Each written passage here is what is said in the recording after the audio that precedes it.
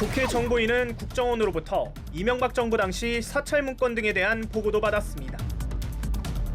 이 자리에서 국정원의 흑역사라고 표현한 박 원장은 국회 특별법이 만들어지면 법에 따라 사찰 목록을 처리하겠다고 밝혔습니다.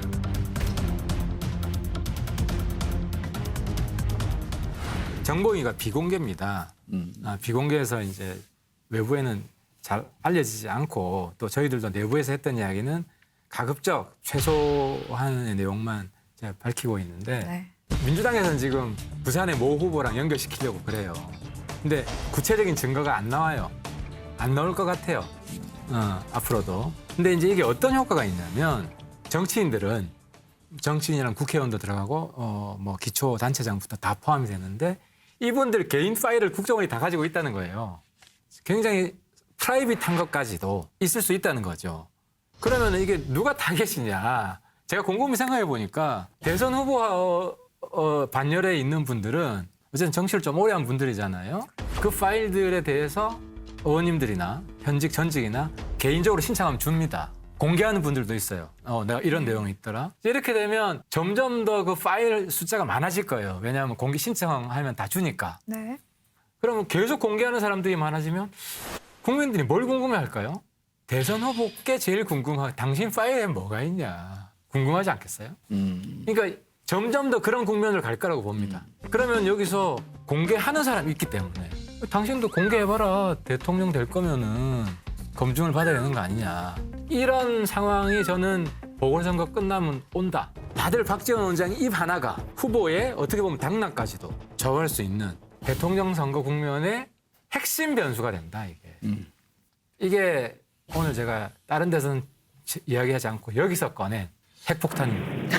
저는 꽤 설득력 있게 들려요. 꽤 설득력 있게 들리는데 우리가 늘 얘기하듯이 이게 정치적 유불리로 접근하면 안 된다. 왜냐하면 자칫 잘못하면 국가가 대혼란에 빠집니다.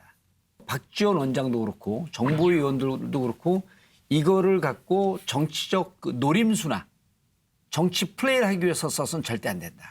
국정원 불법 사찰 의혹 때문에 정보위 회의에 관심이 높아졌습니다. 이게 비공개로 열리다 보니까 궁금한 것 참 많고요. 박지원과 하태경이 문을 닫고 언성을 높인 이유가 뭡니까? 박지원 원장이 이런 이야기를 했어요.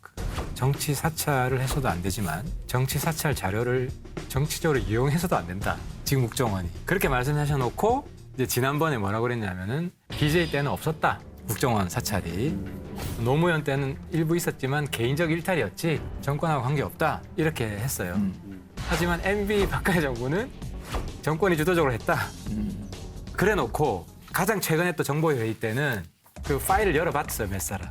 이게 어떤 특성이냐면요. 개인 파일이 있으면 그 파일 안에 적법 정보도 있습니다. 원래 국정원 임무는 정보 수집 기관이잖아요. 그렇죠. 그러면 그 정보 중에 국정원 임무에 해당하는 뭐 방첩, 방공, 반테러 이런 관련한 정보는 수집을 해야 되기 때문에 법원에서도 적법 정보는 주지 마라. 대신에 개인 사적인 정보, 불법 정보, 불법 사찰 취합한 정보. 만 이제 개인한테 주라. 그러니까 이거를 개인 파일을 열어서 분리를 해야 돼요. 보게 되니까.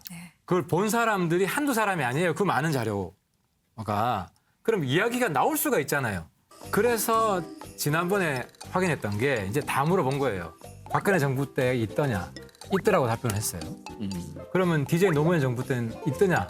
지난번 DJ 때는 안 했다 그래놓고 이번엔 또 있더라라고 인정을 했어요. 그래서 한 번 더 물어봤죠.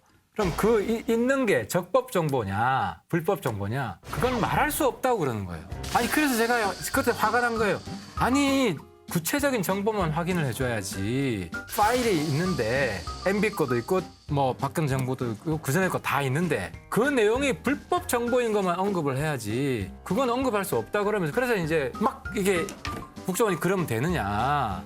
그러니까 정치 개입, 정치 공작 이야기가 나오는 거 아니냐. 이 문제는 다시 국정원이 흑역사 속에 들어가는 겁니다. 흑역사 청산하자 그러면서 다시 국정원 흑역사를 몰아넣습니까?